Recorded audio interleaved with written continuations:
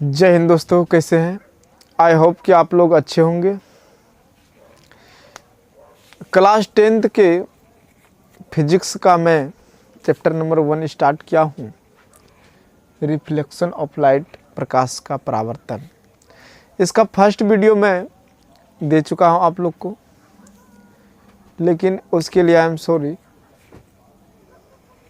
क्योंकि उसका sound quality ज़रा ख़राब था। थोड़ा सा कोलाहल हो रहा था गांव में, जिसकी वजह से साउंड क्वालिटी थोड़ा सा ख़राब हुआ होगा, हम जान रहे हैं। फिर भी कष्ट से बनाए थे, इसीलिए उसको डाल दिए। तो देखिए, उसमें बेसिक चीज़ें जो होते हैं उसको हम बता दिए थे।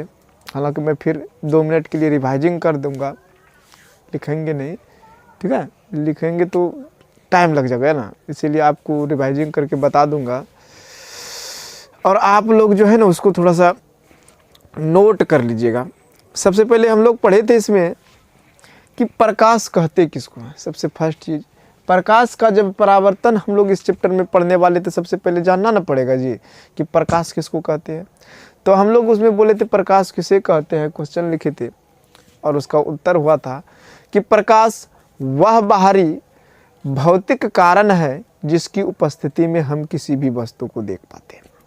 एक्चुअल में होता क्या है, बहुत सारे आदमी को लगता है कि हमारा आँख देख लेता है, हमारा आँख ये देखता है। नहीं जी, एक्चुअल में हम लोग के पास आँख तो है, या कैमरे की भांति काम करता है। जब लेंस पढ़ेंगे ना हम लोग, आप वर्तन में एकदम बढ़िया से पढ़ेंगे, कैमरे की भांति काम करता है। लेकिन हमारे नेत्र को प्रकाश नहीं है, वो देख नहीं सकता, वो क्षमता नहीं है हमारे नेत्र को। तो नेत्र किसकी सहायता से देखता है? तो प्रकाश की सहायता से। इसका डेफिनेशन बिना उस समय गवाए आप लिख सकते हैं, प्रकाश वह बाहरी भौतिक कारण है जिसकी उपस्थिति में हम किसी भी वस्तु को देख पाते हैं। That's clear. चलिए, उसके बाद हम लोग पढ़े थे कि प्रकाश जो होता है, तो सर प्रकाश से स्रोत भी, स्रोत पढ़े थे। इसके बाद चैप्टर 1 दिए थे टॉपिक स्रोत। तो प्रकाश स्रोत दे के डैश दे के लिखिएगा कि वे सारी वस्तुएं जिनसे प्रकाश उत्सर्जित होता हो उसे प्रकाश स्रोत कहते हैं। वे सारी वस्तुएं जिनसे प्रकाश उत्सर्जित होता हो उसे प्रकाश स्रोत कहते हैं। That's clear. वे सारी वस्तुएं जिनसे प्रकाश उत्सर्जित होता हो उसे प्रकाश स्रोत कहते हैं। किससे प्रकाश उत्सर्जित होता है? तो हम लोग बोलेंगे सूर्य। सर सबसे बड़ा जो प्रकाश का गोला है एकदम सूर्य है। हाइड्रोजन हीलियम का कॉम्बिनेशन बड़ा खतरनाक है और उससे प्रकाश भारी मात्रा में उत्सर्जित होता है और उसका हम मानव यूज कर लेते हैं, बहुत ज़्यादा यूज करते हैं ना। सोलर प्लेट वगैरह सब और सब यूज कर लेते हैं, देखते तो भी हैं प्रकाश। उसके बाद वो पेड़ पौधे खाना भी बना लेते हैं, बहुत सारा कार्य होता है उससे। हमारा पृथ्वी पर जैव मंडल का लगभग कार्य उसके माध्यम से संचालित होता है। तो प्रकाश से स्रोत भी हो गया। अब प्रकाश जो उत्पत्ति के अनुसार से, प्रकाश के अनुसार से जो कहता है कि वे सभी वस्तु जैसे, हाँ, यानी कि प्रकाश के आधार पर वस्तु को भी 2 भाग में बांट दिया था, हम बताए थे। पहला था प्रादीप्त वस्तुएं, दूसरा था अप्रादीप्त वस्तुएं या अदीप्तमान वस्तुएं, उसको बोलेंगे।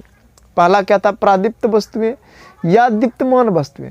दोस्तों ये लिखिएगा, आप लोग कॉपी में लिखिए, हम अभी जस्ट लिखने वाले नहीं है, ठीक है? यहाँ से स्टार्ट करेंगे ना, तब हम लोग लिखने का हैबिट बनाइए, ठीक है?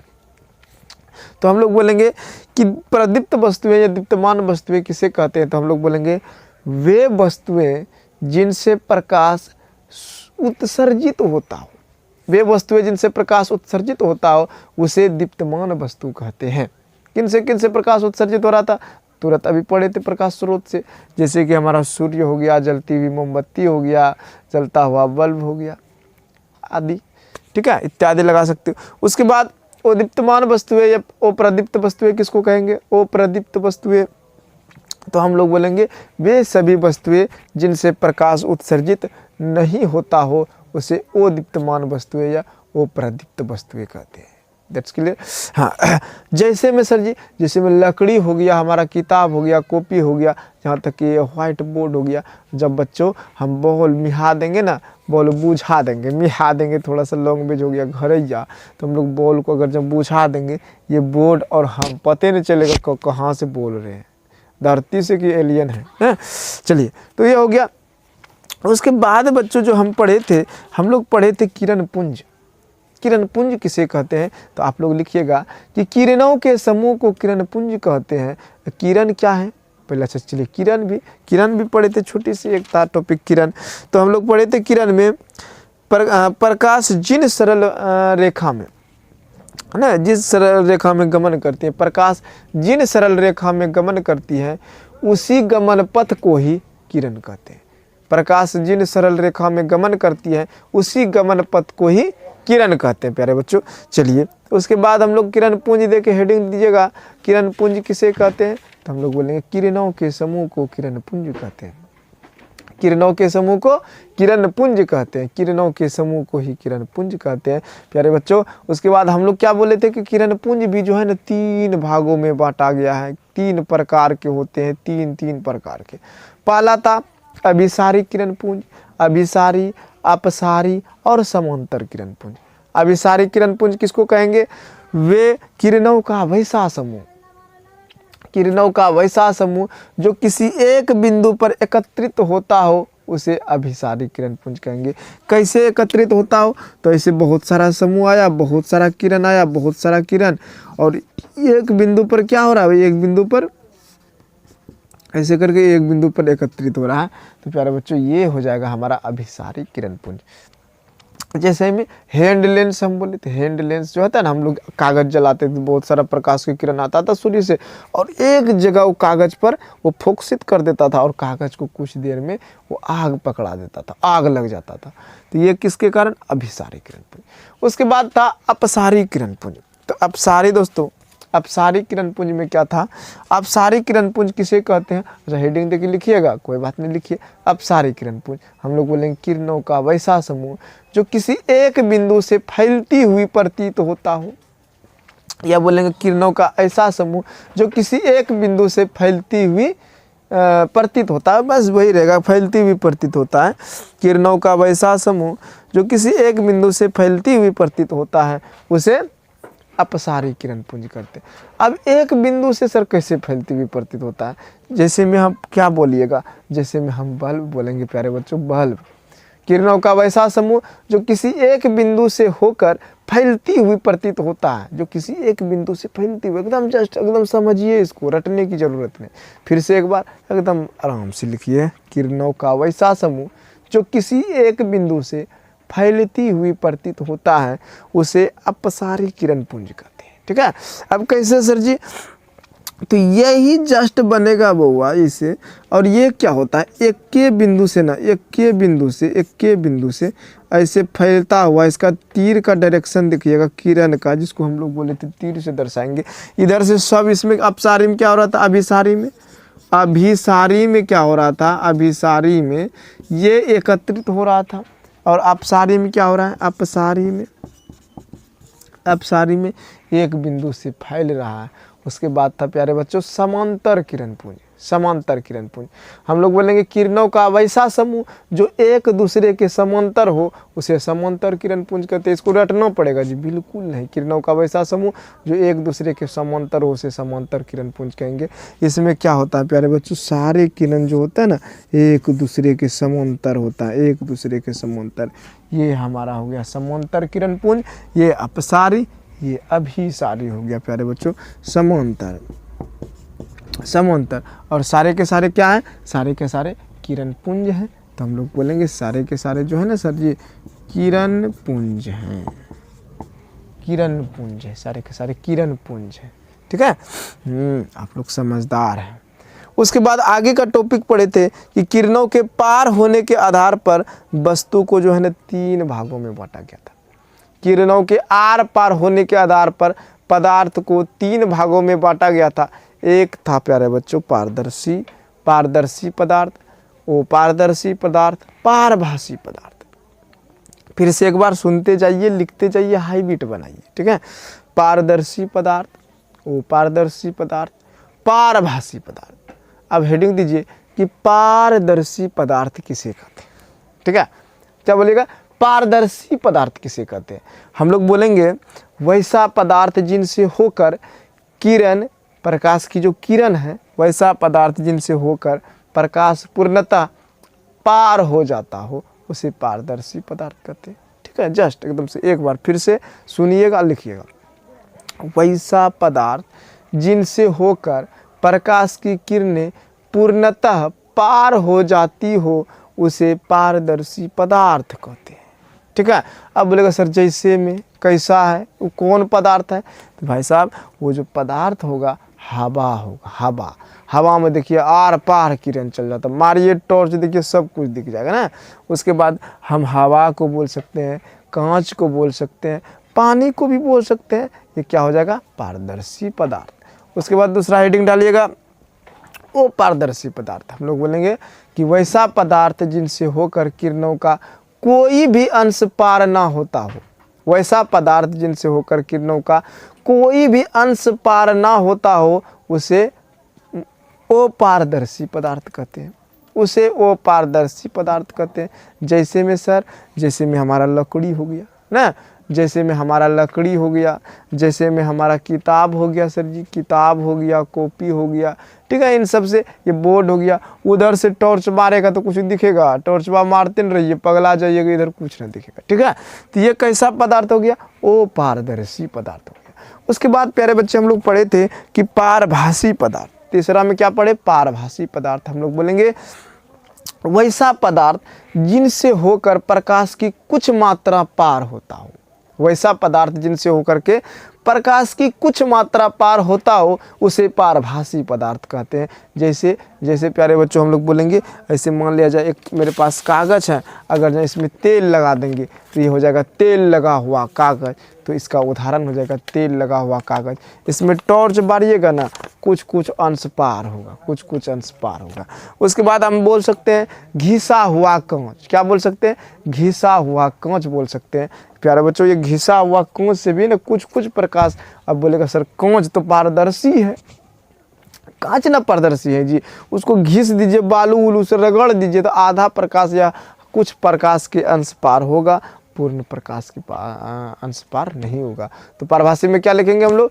वैसा पदार्थ जिनसे होकर के प्रकाश की कुछ मात्रा ही पार हो पाती हो उसे पारभासी पदार्थ कहते हैं। जैसे तेल लगा हुआ कागज, घिसा हुआ कांच, शहद इत्यादि।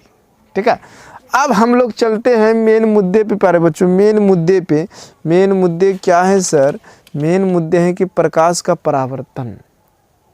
प्रकाश का परावर्तन यही तो है मेन मुद्दा। चलिए इसको थोड़ा सा हम क्या करते हैं, इसको हटा देते हैं, अच्छा नहीं लग रहा है। जब उसको पढ़ेंगे तो इसको काहे रखेंगे? ठीक है, प्रकाश का परावर्तन। चलिए एकदम समझते जाइए। आज साउंड क्वालिटी भी ठीक हो, शायद ठीक होता होगा। कोई कोलाहल भी नहीं है, कोई हल्ला शोरगुल नहीं है। चलिए, प्रकाश का परावर्तन कहते किसको है ना? प्रकाश का परावर्तन कहते किसको है? प्रकाश का परावर्तन कहते किसको है? तो हम लोग बोलेंगे किसी बिंदु स्रोत से आती प्रकाश की किरणें दर्पण से या समतल सतह से टकराकर पुनः उसी माध्यम में लौट जाती हैं जिस माध्यम से वह आ रही होती हैं। इस घटना को प्रकाश का परावर्तन कहते हैं। लिख लीजिएगा एकदम, बिल्कुल, वेरी गुड। अब देखिए क्या हम बोले, क्या बोले उसको करके दिखाइए सर। आप क्या बोले? हम बोलने पे भरोसा नहीं रखते, करिए करिए तो करते हैं ना जी। देखिए हम मान लिया जाए एक समतल सतह बनाया, या फिर इसको हम बोल लिया जाए कि प्लेन मिररे हम ले लिए।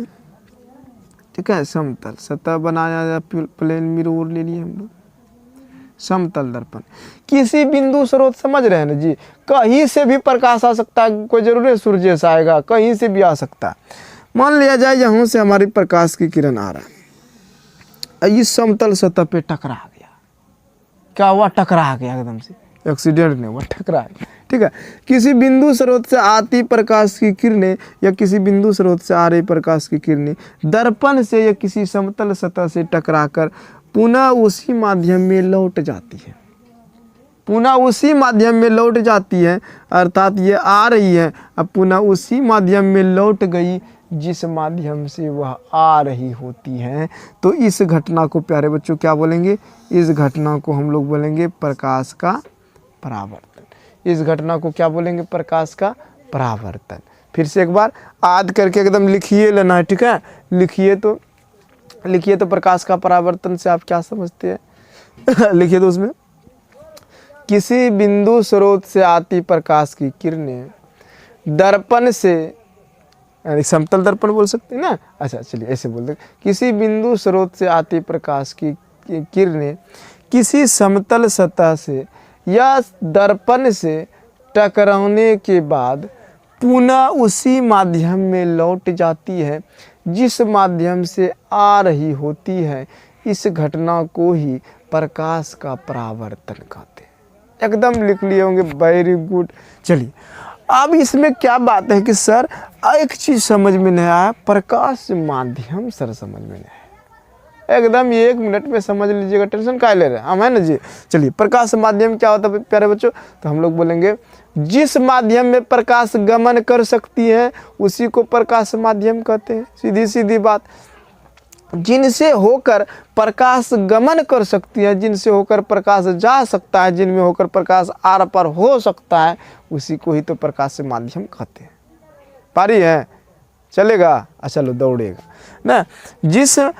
जिससे होकर प्रकाश गति कर सकती है, जिनमें होकर चल सकता है, कुछ भी बोलो, जिनमें होकर प्रकाश चल सकते हैं या जिनमें होकर प्रकाश गति कर सकते हैं या जिनमें होकर प्रकाश गमन, सब पर्यायवाची है।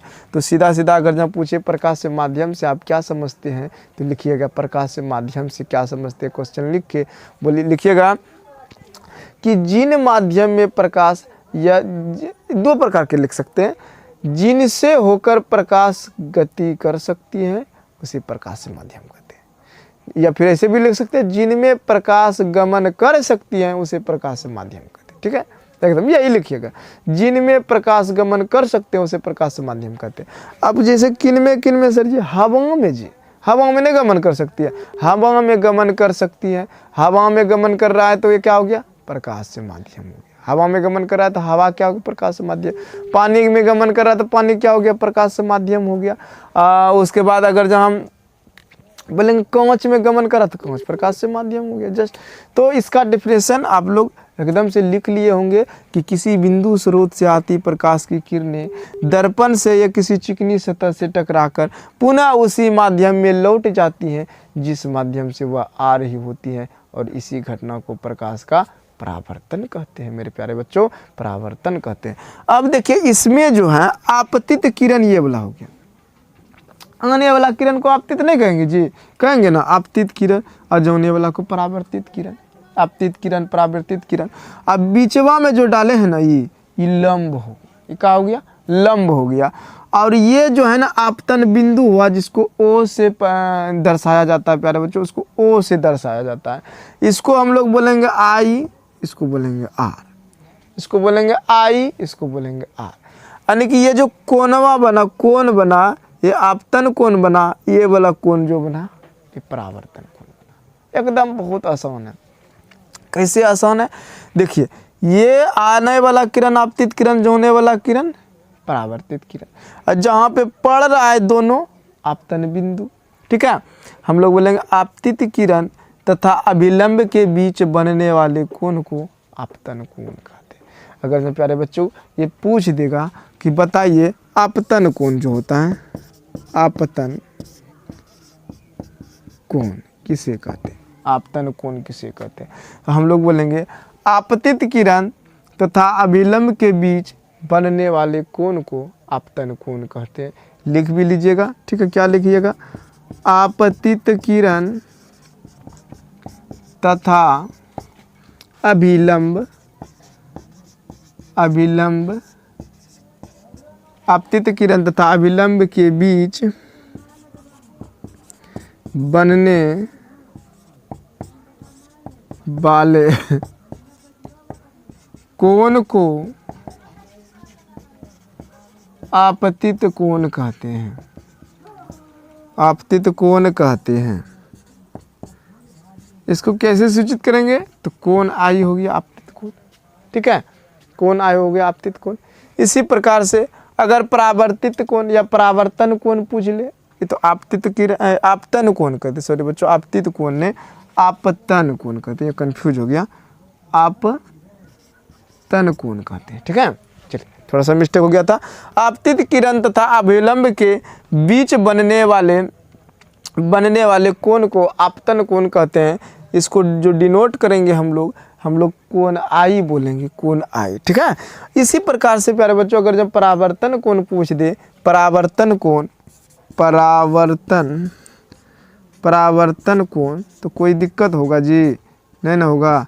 इसमें आप अपने मन से नहीं लिख सकते हैं, हम लिखेंगे यहाँ पे, ठीक है।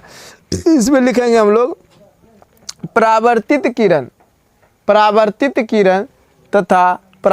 किरण तथा अभिलंब के बीच बनने वाले कोण को परावर्तन कोण कहते हैं। क्या बोले हम? परावर्तित किरण तथा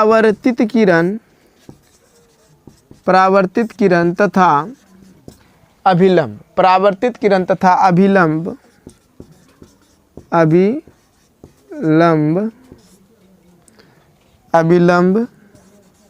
के बीच बनने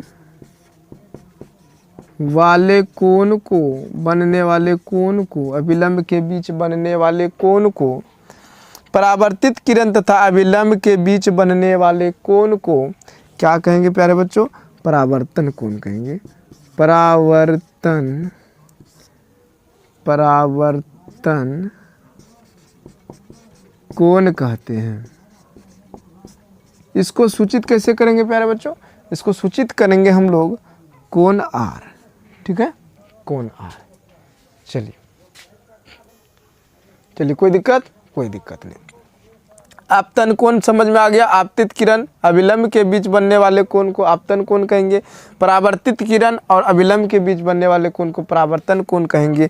और ये जो आपतन बिंदु पर डाला गया लंब अभिलंब कहलाता है। सब कुछ लिख लीजिएगा ना। चलिए इसको ऐसे लिख भी सकता है, आपतित किरण, इसको बोल सकते हैं परावर्तित किरण, इसको बोल सकते हैं अभिलंब प्यारे बच्चों, इसको अभिलंब बोलेंगे। इसको बोलेंगे परावर्तन कोण,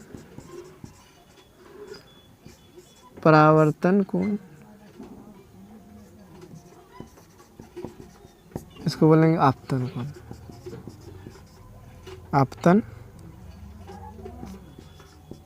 कोण, इसको बोलेंगे आपतन कोण। चलिए देख लीजिएगा, नो का उतना टेंशन नहीं लेना है, साइंस है, ठीक है। थोड़ा बहुत नो मूर्धान्त नो चलेगा, ठीक है। तो ये क्या हो गया? आपतित किरण, आने वाले किरण को आपतित किरण, जाने वाले किरण को परावर्तित किरण, जो बीच में डाला गया लंब है उसे अभिलंब कहेंगे प्यारे बच्चों।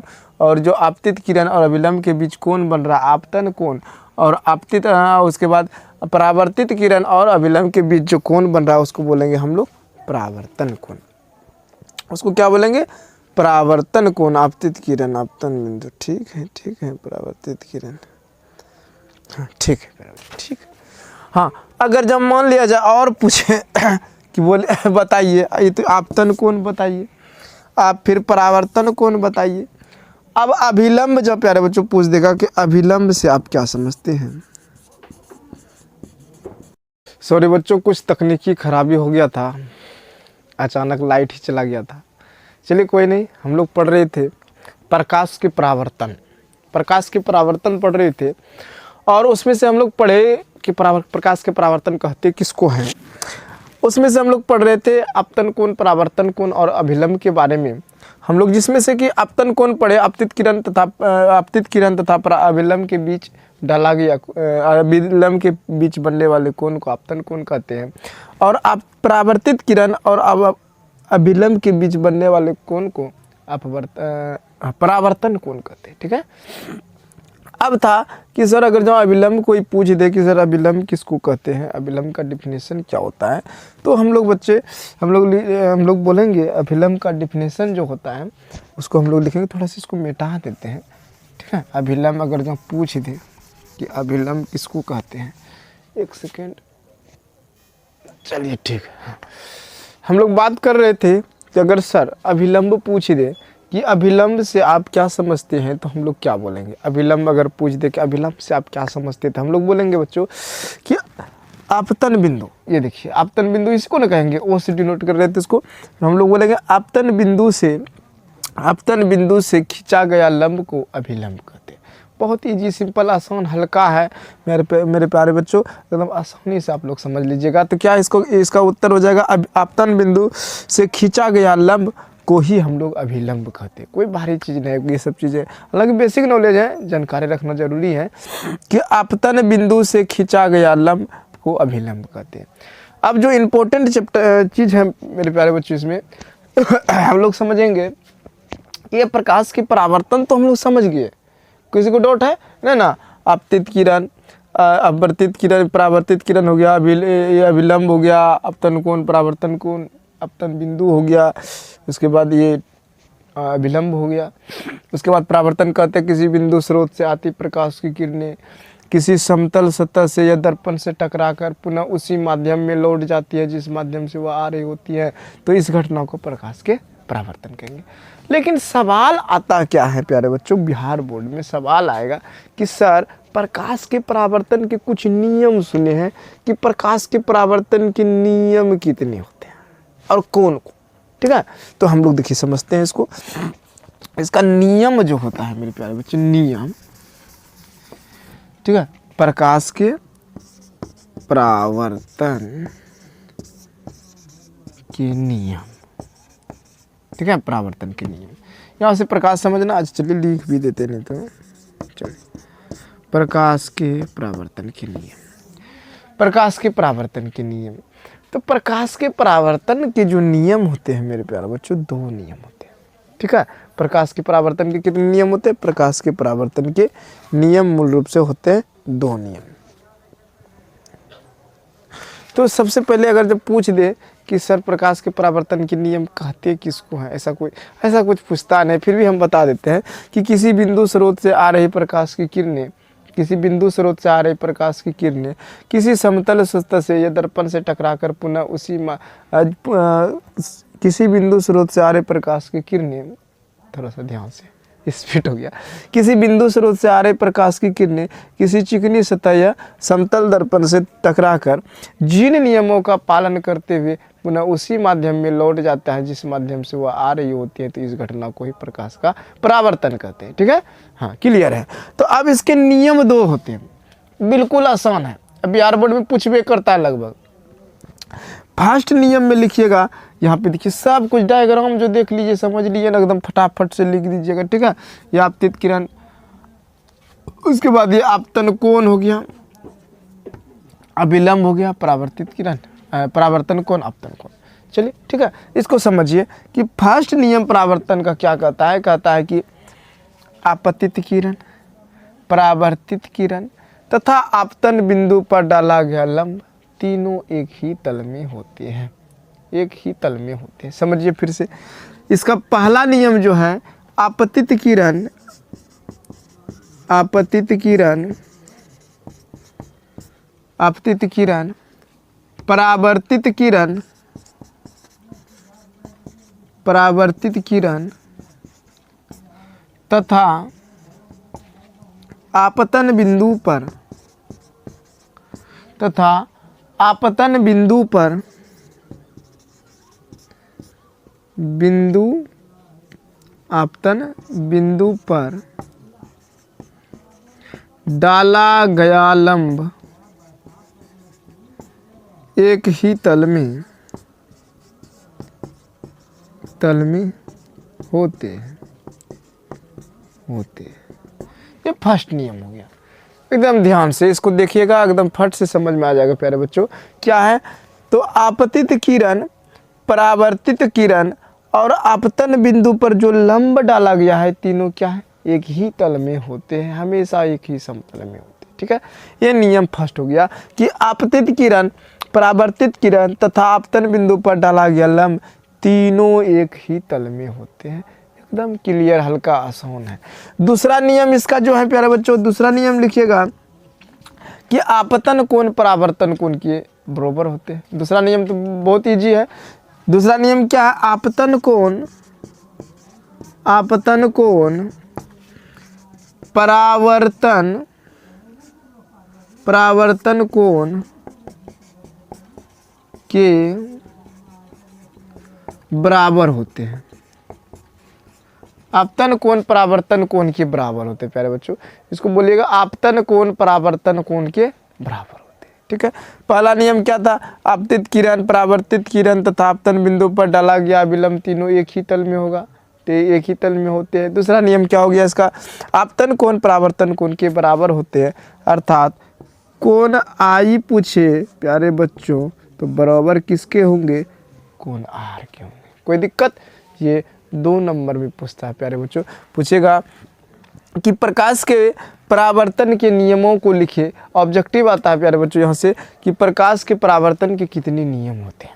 प्रकाश के परावर्तन के कितने नियम होते हैं, तो हम लोग बोलेंगे प्रकाश के परावर्तन के 2 नियम होते हैं। पहला नियम क्या होता है सर जी, पहला नियम होता है आपतित किरण परावर्तित किरण तथा आपतन बिंदु पर डाला गया लंब तीनों एक ही तल पर होते हैं। यहाँ देखिए ना, आपतित किरण परावर्तित किरण आपतन बिंदु पर डाला गया अभिलंब तीनों एक ही समतल में होते हैं, एक ही तल में होते हैं, पहला नियम।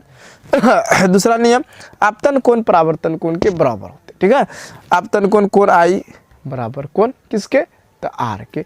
ये हमारा हो गया प्रकाश के परावर्तन के नियम।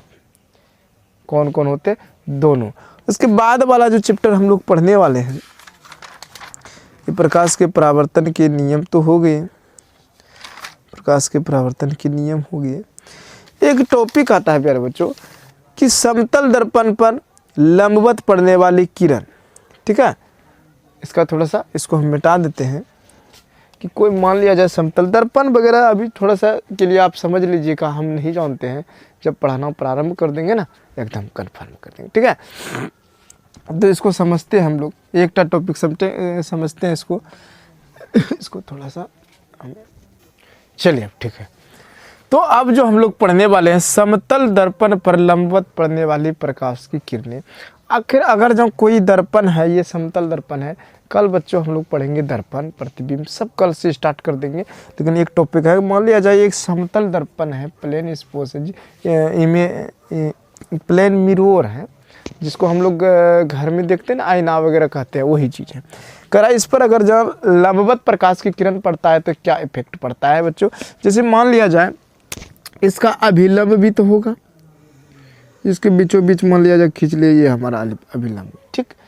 और यहाँ से कहना डायरेक्ट प्रकाश पड़ेगा लंबवत सीधी रेखा में। तो आप बताइए यहाँ से अगर प्रकाश पड़ेगा, ये कैसा दर्पण है, समतल दर्पण ना है, यहाँ से पड़ेगा तो प्यारे बच्चे ये पुनः उसी माध्यम में चल जाएगा जिस माध्यम से आ रही होती है। तो ये कोण बनाएगा जी, अभिलंब के साथ किस तरह डिग्री का कोण बनाएगा, 0। उत्तर क्या आएगा, 0 डिग्री का कोण बनाएगा। यह किरण अभिलंब के साथ 0 डिग्री का कोण बनाता है प्यारे बच्चों, 0 डिग्री का कोण। क्यों, क्योंकि यहाँ देखिए लंबवत जब पड़ेगा और ये समतल है, तो जिधर से आएगा प्रकाश उधर ही चल जाएगा, ठीक है, इधर से आएगा उधर ही चल जाएगा। इसीलिए यह किरण अभिलंब के साथ 0 डिग्री का कोण बनाता है और कोण आई बराबर 0, कोण आर भी 0। क्यों, क्योंकि कोण आई बराबर कोण आर होता है। किससे, तो प्रकाश के परावर्तन के नियम से।